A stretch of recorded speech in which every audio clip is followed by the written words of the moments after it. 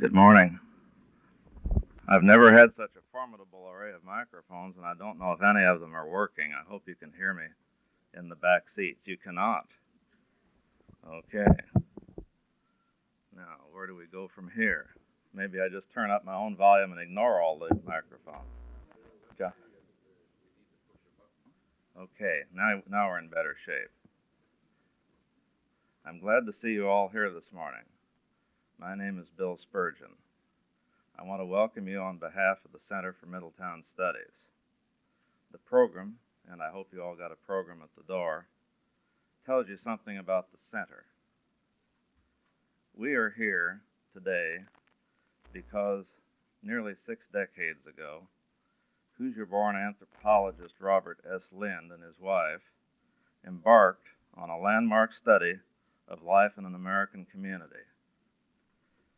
His methods utilized the technique that had been used only one other time, and that was by Dr. Margaret Mead in the study of native life of American Samoa. The technique was that an anthropologist studying a society would live among the members of that society, and that's what the Linds did in Muncie, Indiana in the early 1920s. The result of the Lind study was the book Middletown.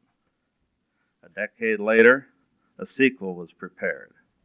This time, Mrs. Lind stayed behind, but again, Dr. Lind came to Muncie and lived in the community. The data compiled by the Linds a half century and more ago have been used as baseline data ever since. Those of us who are natives of Muncie may have basked in the limelight of these studies and the national interest in us which they generated. We may have groused about having been studied so much, or we may have done a bit of both. Frankly, it's doubtful that the existence of these studies and the fact that we are visited again and again because of their notoriety has had much effect on life in Muncie as we live it. We may learn more about that in Professor Caplow's report. My own observation, as a youth who spent 13 years attending a teacher's college laboratory school, is that it's not all that bad to be under the microscope of scholars from time to time. It's stimulating, and it's flattering. It's exciting. I'm excited to be a part of this day's program, and I'm pleased to welcome you all to what I know will be an interesting morning. Here to tell you more about it is my colleague from the Center for Middletown Studies Board, John Hewitt. John?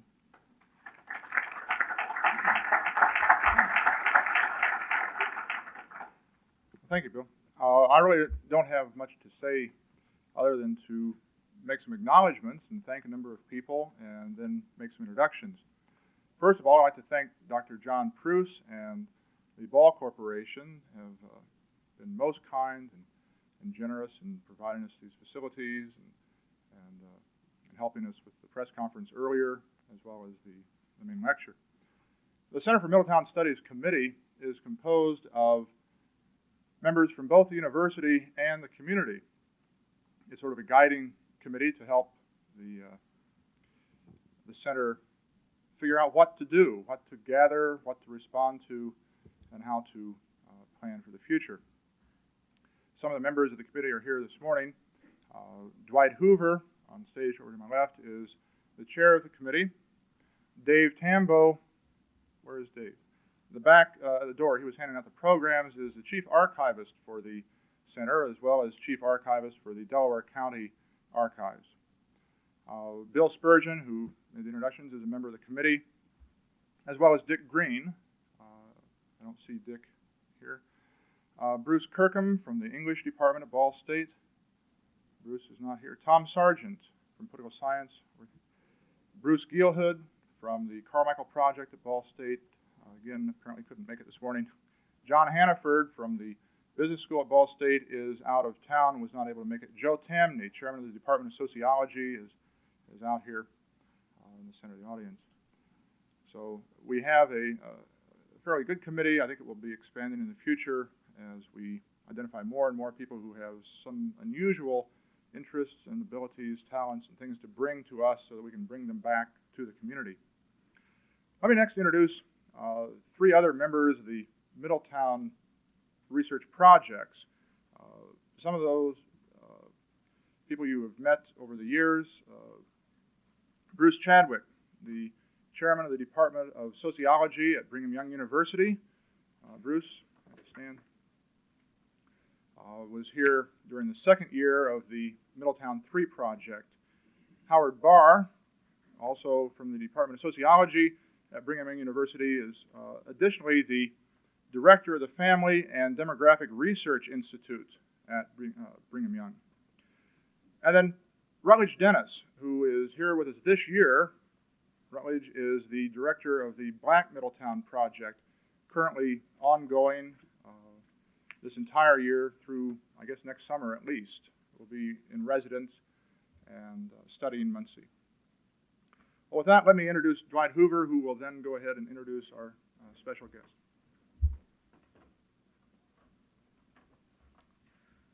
About 5 years ago, I attended a program at Earlham College, and while there, met the noted Jeffersonian scholar from University of Virginia, Professor Peterson. He remarked at that time that someone had just received a grant to study Middletown. He gave me Professor Caplow's name. I corresponded with Professor Caplow and forgot about it. In July of 1976, I received a call from Ted saying he would like to see me. So I said that would be fine, thinking again he was in Charlottesville. And I said, when? He said this afternoon. I was immensely flattered to think that he would come all the way to Muncie to see me, and I realized he was already here. Professor Caplow was not born in Muncie. He was born in another great American city on the East Coast. He was interested in sociology, or so he tells me, as a sophomore in college by none other than Robert Lynn. He has had a long and illustrious career as a sociologist, teaching at a variety of institutions, including the University of Minnesota, Columbia University, and the University of Virginia, where he is now Commonwealth Professor of Sociology. He is also director of the Center for the Study of Legal and Social Change in America. And more important for our purposes, he is the project director for Middletown 3, the author of a number of books, including one that I myself found very interesting in the 1950s, The Academic Marketplace, author of books, a variety of studies on other things, including Homeless Men, which is not about Muncie, and more importantly, the soon-to-be author of a book on Middletown families. Ted?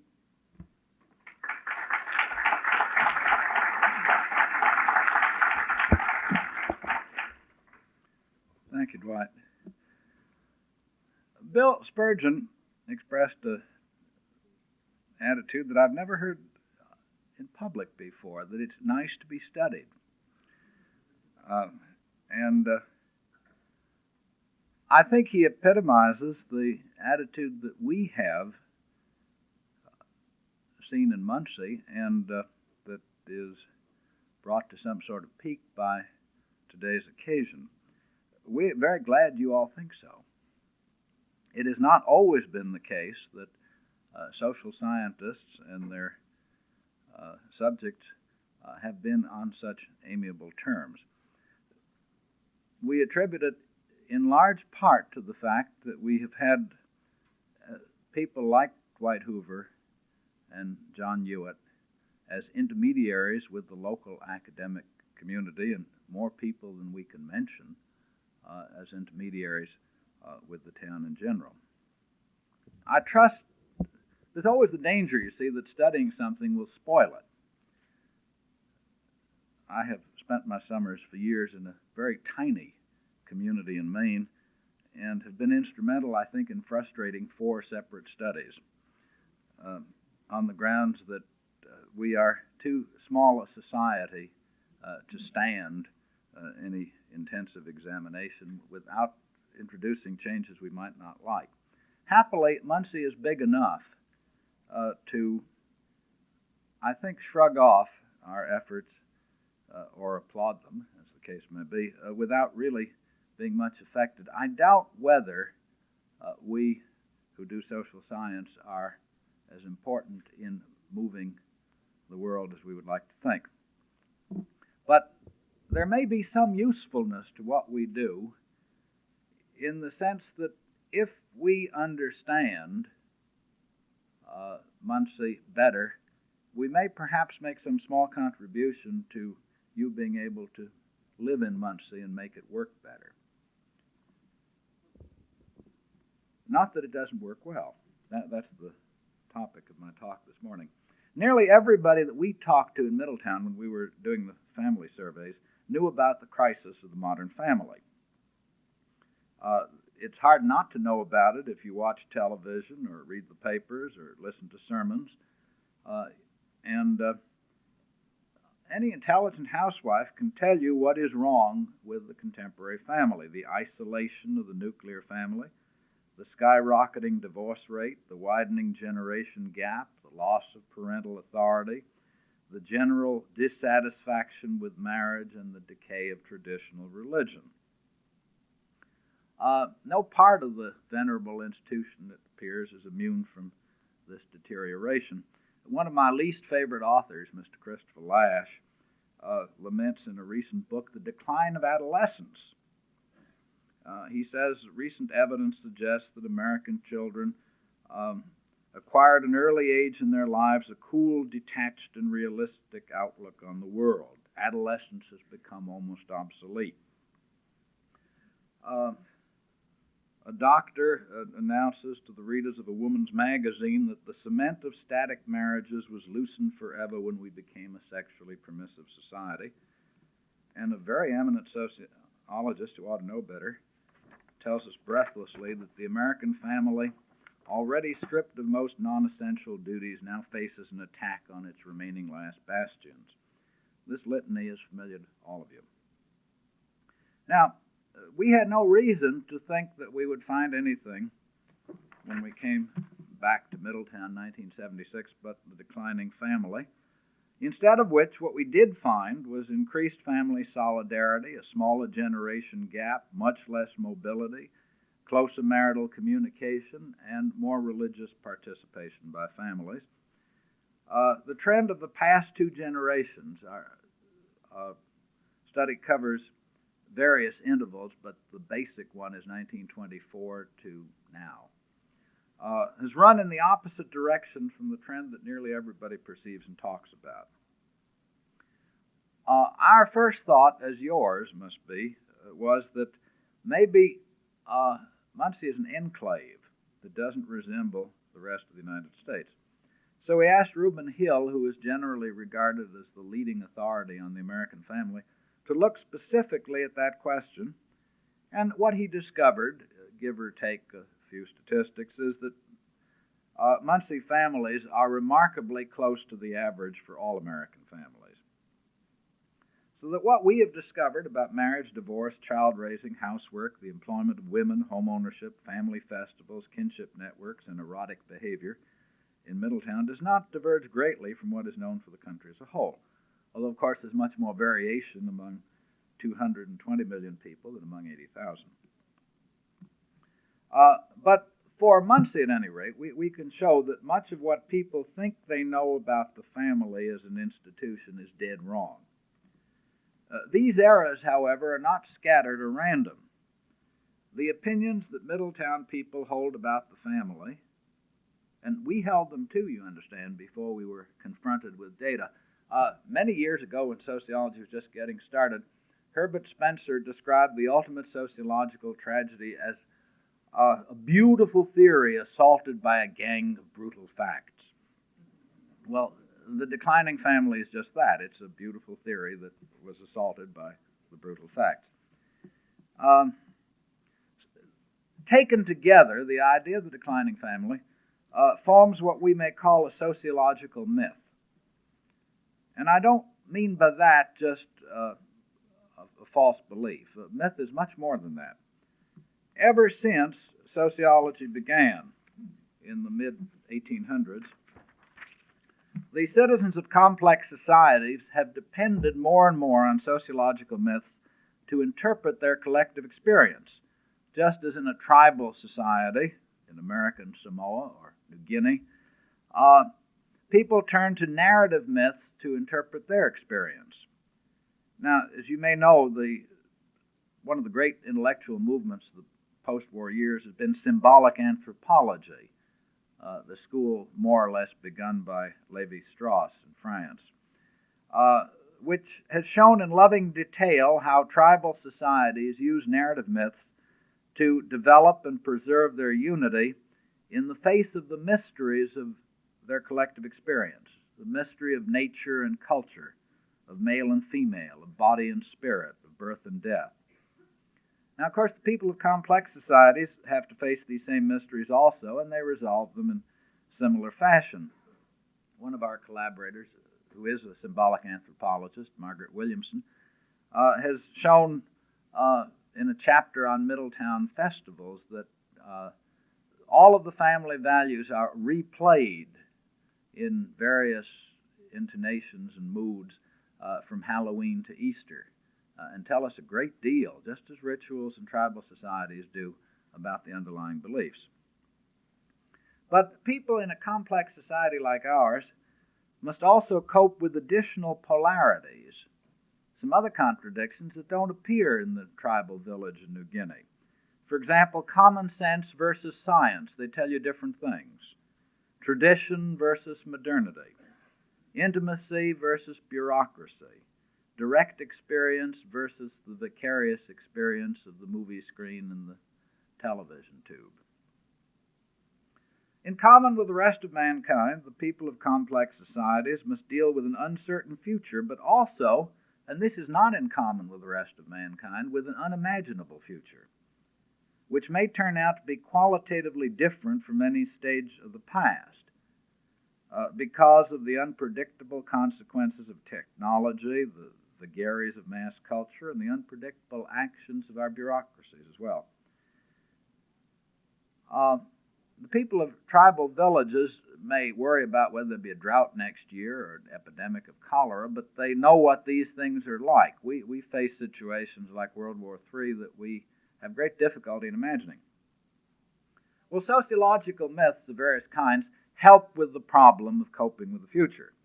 They establish a connection between one's own experience and the collective experience, and they offer what purports to be reliable information about the future.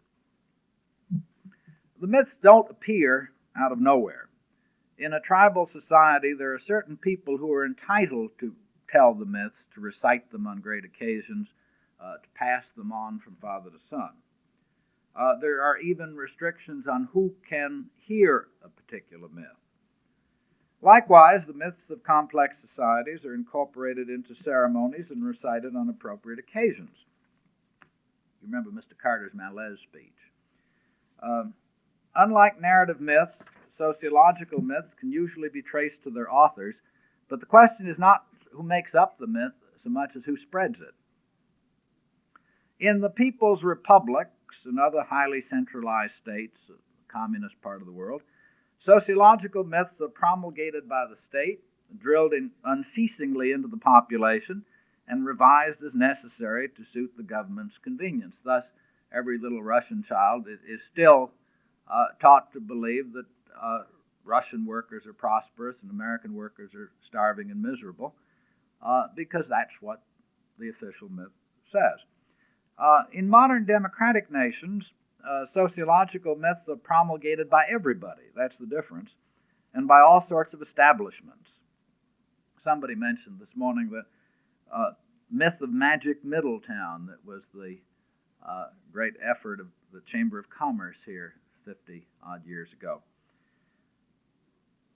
Sociological myths do not achieve wide circulation without backing.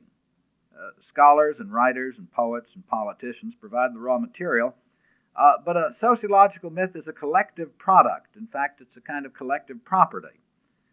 And it's not inert.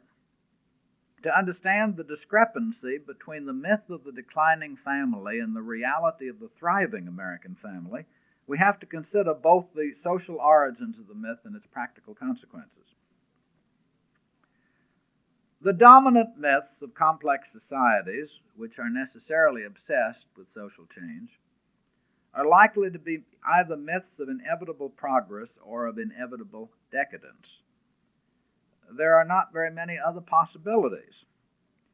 The myth of a permanent status quo just isn't plausible.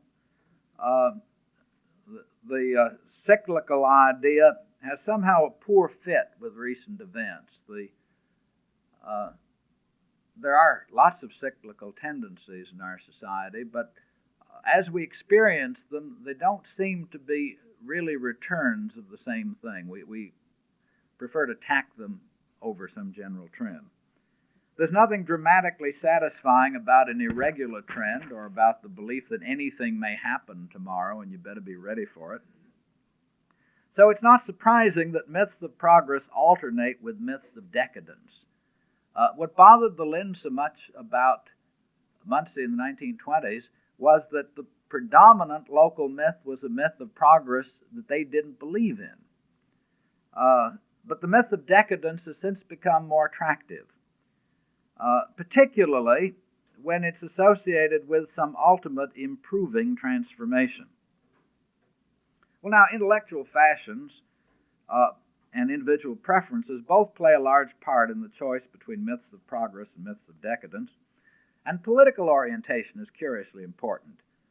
Myths of progress are commonly associated with acceptance of the status quo, while myths of decadence are associated with social activism of either a revolutionary or a reactionary type.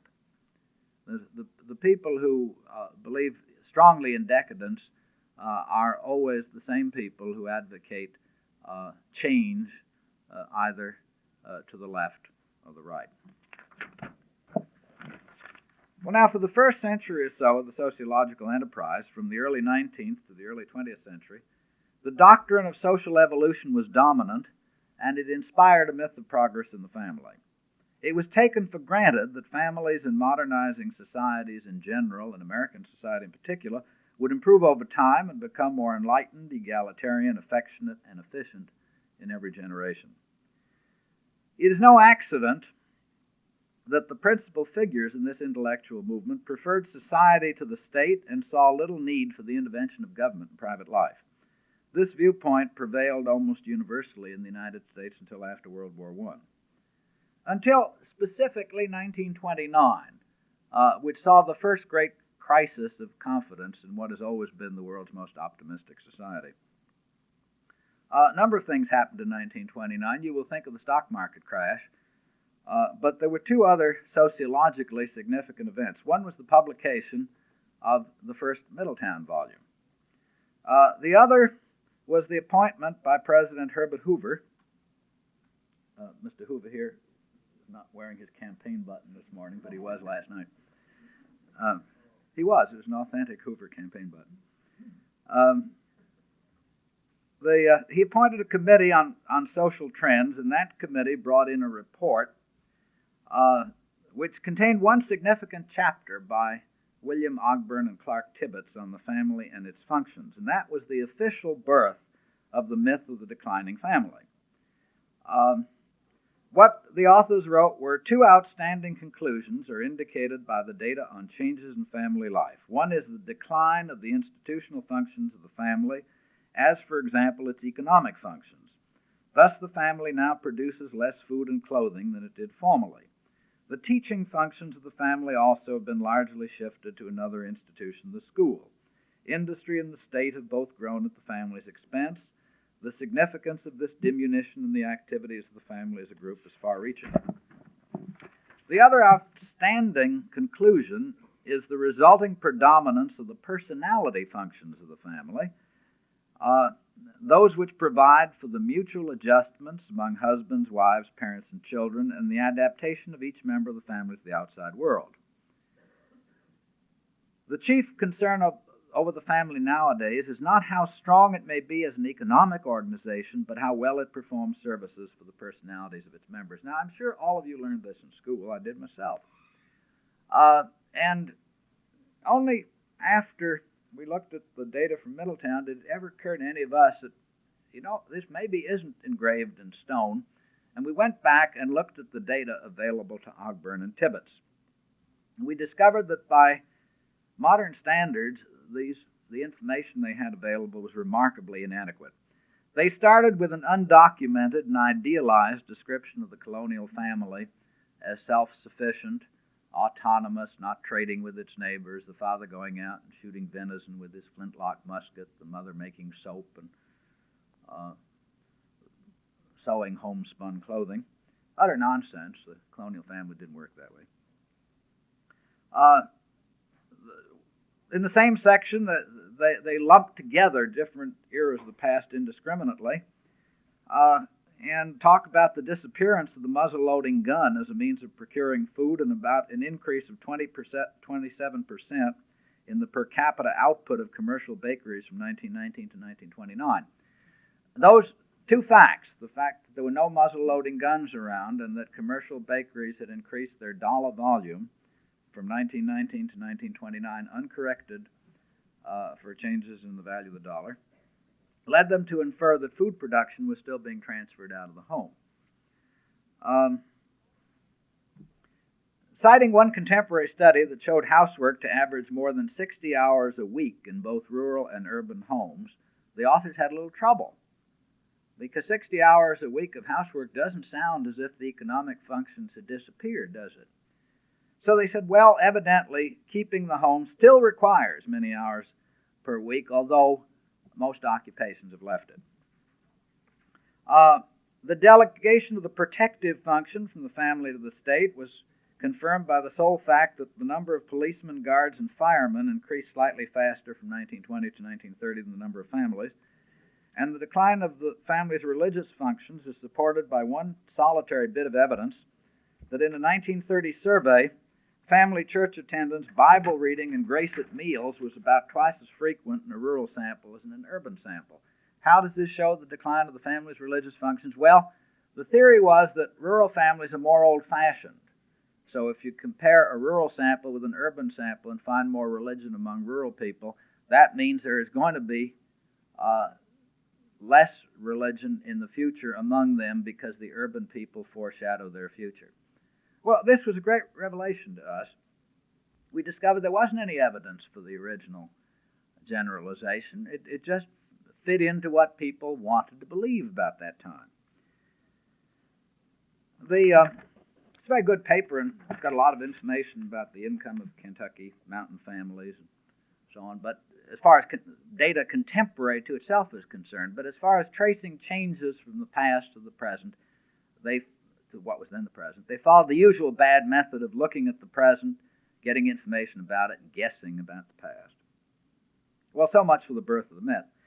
The myth of the declining family has flourished mightily ever since, and is now probably as indestructible as the American family itself. Its mere persistence suggests that it must have some useful and non-obvious purposes. Any folklorist would take it for granted if he found a story that had been told again and again around the tribal campfires and was still listened to with undiminished interest and alarm, that story mattered. Well, I'm not sure we can completely explain why the myth, but we can see some of the reasons that support its continuation. One thing is that the myth of the declining family confers an enormous advantage on people who believe in it. When people here in Muncie compared their own families and their own relationships with spouses, children, and parents with the average or typical family, which is something we asked them to do repeatedly in our studies, nearly all of them discovered with pleasure that their own families were better than other people's. Unless they were actually breaking up at the moment we happened to interview them, almost all of them knew about how terrible families were in general and were quite clear their own families were not. So, from a societal standpoint, this nearly universal illusion is an unqualified benefit. At no real cost, most of the people here in town have the satisfaction of knowing that their performance as husbands and wives, as children and parents, as housekeepers and providers, is a superior one. At a deeper level, the myth of the declining family offers some comfort for certain frustrations that are built into the Middletown family and the American family, of course, as an institutional form. These are peculiarities from a cross-cultural viewpoint. And here we, like the lens, we have to step outside of our own culture and say, what is funny about the American family? Certainly not its instability. It's much more stable than most types of family we know. Certainly not its lack of contact with kin. The kin networks are bigger than they are in many tribal societies. The most peculiar aspects, there are two of them, of the American family nowadays is the extreme asymmetry, to use a technical term from ethnography, the asymmetry of exchange between parents and children. That is, parents in Muncie, in America, are expected to provide their children with as many goods and services as possible and to receive very little in return. In fact, the proper middle-class family is supposed to go heavily into debt, if necessary, to send children to college. The parent is not expected to choose the college. That's considered abusive parental authority. But he is expected to bankrupt himself, if he has to, pay for it. And that's quite normal. There is no right of return. Even when children are rich and parents are poor, the children are not expected, or required anyway, to make any very heavy contribution to the support of their parents. And in the few cases in which such contributions are made, both the parents are miserable about it, and the children a little uncomfortable too. It is not part of the system. In theory, the way this system of exchange comes into balance is that the unreasonable one-way flow of goods and services from parents to children is balanced out when those children marry and have children of their own and again indulge in asymmetric exchange, but that may be a long time to wait.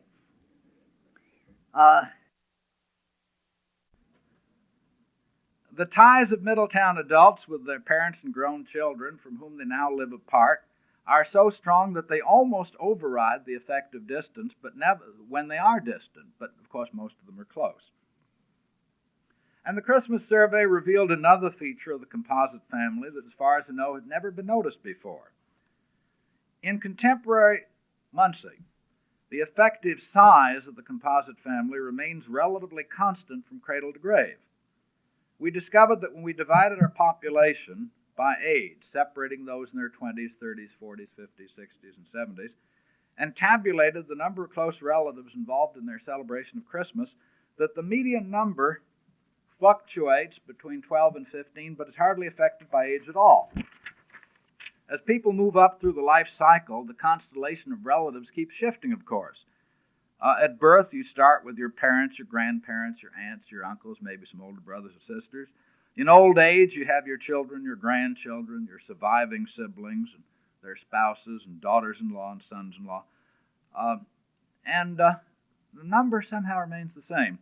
The adjustment mechanism, you'd be pleased to know, consists of nieces and nephews. You see, the trick of it is that you can ignore your nieces and nephews if you have too many relatives and rely on them if you don't have enough. Now, what that means is that the moral support and practical assistance we expect from relatives remains available to people who, because of the accidents of birth and death, arrive at the major occasions of their lives with some relatives missing. More remote relatives, if not nieces and nephews, then cousins and in-laws step in to fill the vacant space. And thus, you have the very model of an efficient kinship system. It leaves very few people out in the cold, and it is especially protective in the two helpless phases of the life cycle, infancy and extreme age. An inefficient system of the kind that we had here 100 years ago produces a good many neglected orphans and lonely old people, as well as isolation at other points in the life cycle. Such situations are not at all unknown in Muncie today, but they are happily rather rare. For most of its citizens, most of the time, this community provides, through its kinship system, a safe and comfortable place in a dangerous world. Thank you.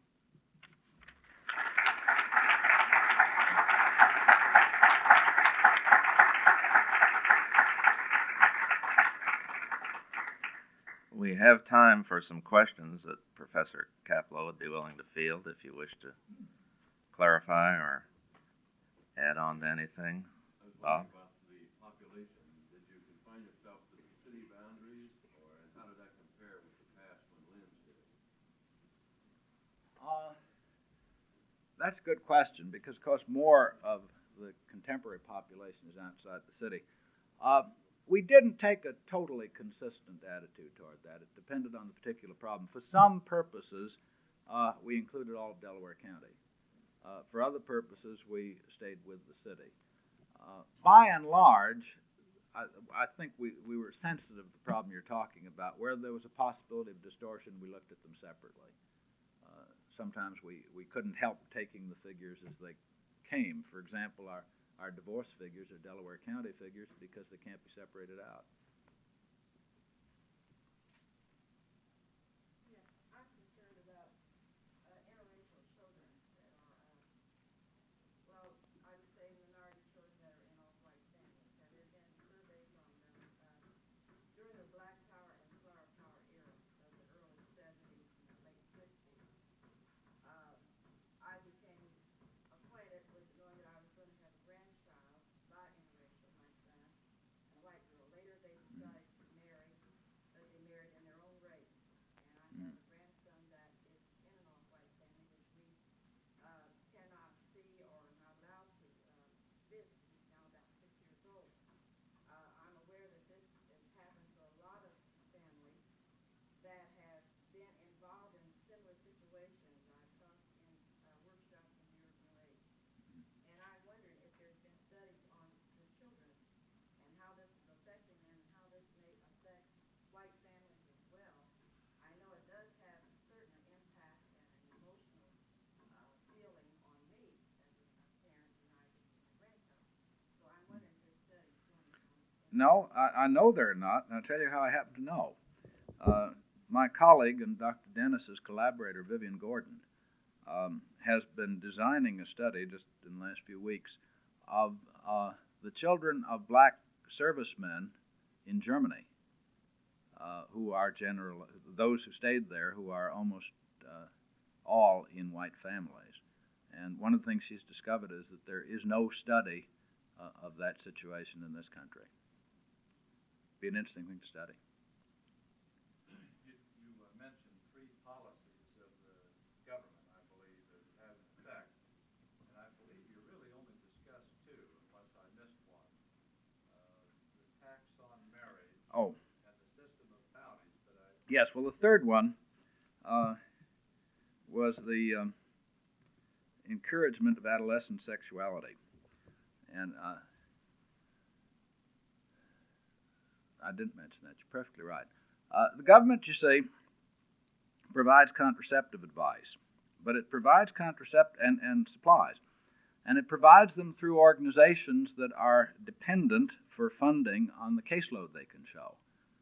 Thus, we have something like a high-pressure promotional system for the distribution of contraceptives to adolescents. No other country has ever worked out any scheme like that. It's not simply a question of availability. There are very strong financial and organizational incentives to maximize that caseload. It, too, has some effect on the illegitimacy ratio. Oh, sorry. Did you indicate to me that the attitude of the American parent to provide college and et cetera, the goodies of life, more or less forever, did you indicate to me that that was unique in the United States as opposed to other modern societies, or similar? Or yes, no, it's unique. It's unique. That is, you can divide the rest, all other modern societies, as far as you know, move in one of two directions away from the position we're at. In many societies, France, for example, education is essentially provided by the state up through the highest level. If you're a French parent, there's no sacrifice involved in sending your child to the university. The tuition is $25 a year, although the entrance examinations are difficult. If he wants to study medicine thereafter, the tuition goes up to $35 a year. Moreover, public support is available for living expenses. So we have nothing like this heavy burden of schooling, and there is income for people in a student capacity is available from public sources. That's one kind of deviation. In other more traditional societies, take Spain for example, children still have the kind of legal obligations to their parents that they used to have in the United States. They can be required to support them if destitute. They must, before marriage, share some of their earnings with them. There is some concept of community property as between parents and children and so on.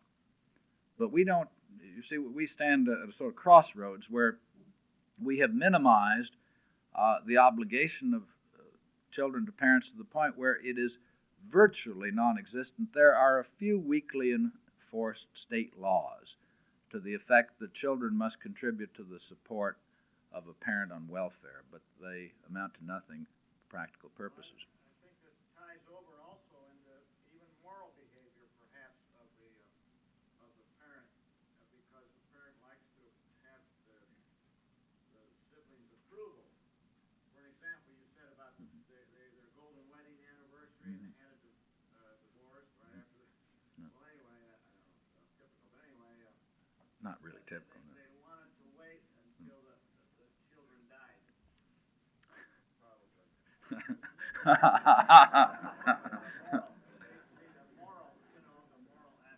Oh yeah, well the greatest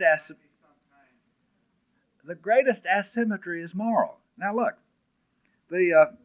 curiously enough, parents are held responsible for the morality of their children's behavior, which they do not control. It is a great disgrace to a parent to have a child on drugs or making a succession of bad marriages or involved with the law, and yet the parents very definitely are not allowed by public opinion or by law any control over the behavior of grown children, whereas children take no responsibility whatever for the moral behavior of their parents. The parent can disgrace himself completely without imposing any social penalty on the child. Although the child has perhaps as much influence informally on the parent as vice versa. So that that's another form of asymmetry. Yes? Perhaps it's part of the myth of the declining family, but at least I've been led to believe that in recent years there's been a rise in the number of couples who are living together without being married. Do you have any statistics on that? And if you do you see that as impacting either the strengthening or the weakening of the family? Yes, we do have some statistics on that. Yes, it is a rise, although not as large as most people would think. And the reason, perhaps, that its effect is not very great is that these arrangements tend to be transitory and either to end in marriage or breakup. That is, a surprising number of unmarried couples living together end up marrying. In that respect, they are not so much unlike their great-great-grandparents because, contrary to what the Linds observed, when marriage and cohabitation usually started together in the 20s, if you go back, let us say, to the 1870s in Indiana, about 40% of all brides were pregnant on their wedding day. And to some extent, we're moving back to that system.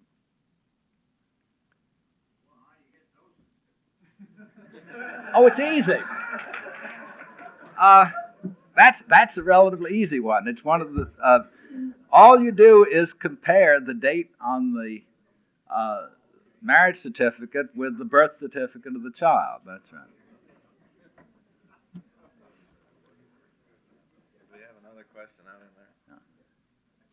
Did I understand you, sir, to say that when you were measuring patterns of kin contact in networks, that distance is not a significant inhibitor of... Oh, no, it is. I slurred over that rather hastily. No, what I said was that the tie between parents and grown children is so close that it almost overcomes the discouraging effect of distance. But there is some discouraging effect even between parents and children, and between all other pairs of kin, the effect of distance is very major indeed. If you...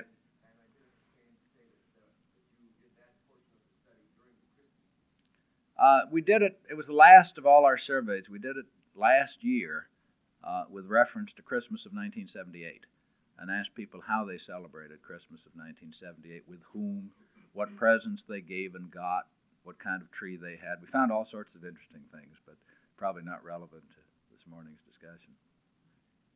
Well, one thing is relevant. See, Christmas is the great festival of family solidarity, and we didn't find a single family, even non-Christian, that had had no Christmas celebration. It takes in the whole population. It's almost, it's an unwritten, unspoken law that is much better celebrated, much better observed than any written law. And that is, if you've got a family, you're supposed to celebrate Christmas with them. Yes? When will the book be out? About 4 months, I hope. Is there a myth that exists that citizens in Muncie are somehow unique? If it isn't, I wonder why that exists. Or is that common? Well, Muncie is unique in being so typical. That is, it is neither. Look where it is. Look at the climate. It's not. It's just sort of poised between north and south, between east and west. It happens.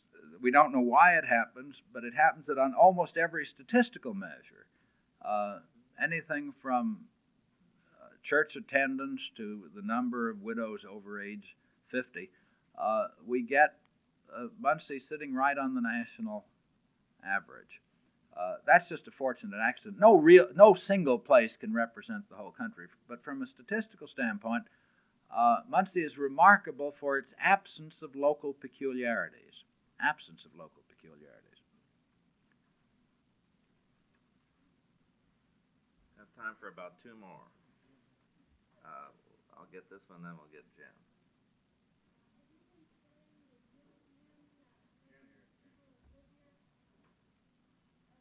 The European people who live here?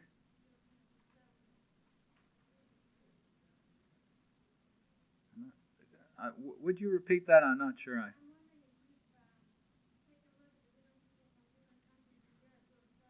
All right. Not specifically. A good many of them are involved in our samples, and we know something about them. I said that Muncie had no outstanding peculiarities. It does have that one negative peculiarity, that it has very close to the highest proportion of native-born population of native parents of any city its size in the United States. And that was true back when the Lynn selected it, too. So that what you deal with here is not so much large, organized ethnic groups as individual families who've added a great deal to the community, but who cannot appropriately be studied as sub-communities. You have to look at them in their individual influence. I think Jim Needham. By the time children get out of high school, they've watched more television than they spend time in school. And certainly they spend a lot more time with television than they have with their parents. This wasn't a part of Lynn's first study or the second study, but it certainly is part of this one. And you indicated in the press conference that there was some kind of impact. And I wonder what you found as you studied that and its impact on this. It's the great mystery of modern sociology. we don't know why there's so little influence, not only in terms of attitudes and values.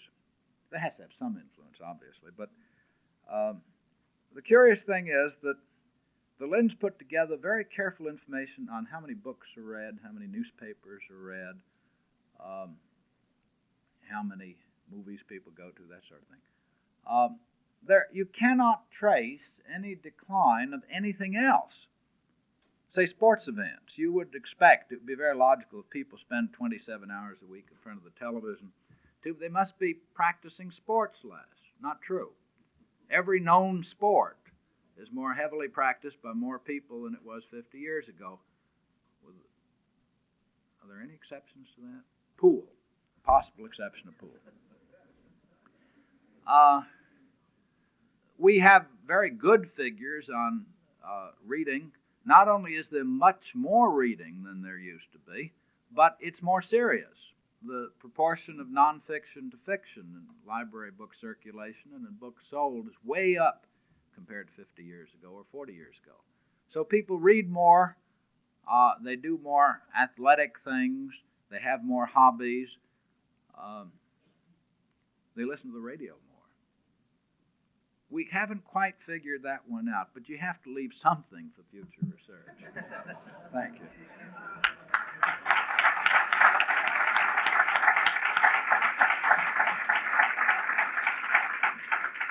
Thank you, Ted Caplow. Ladies and gentlemen, thank you all for coming for what I hope has been a stimulating morning. We have a reception set up right in this very room, back in the northeast corner there. We have 3 or 4 hosts standing around to cater to your every wish. We hope you'll stay and talk to the individuals. If you wish, ask some more questions, and just have a good time. Thank you again.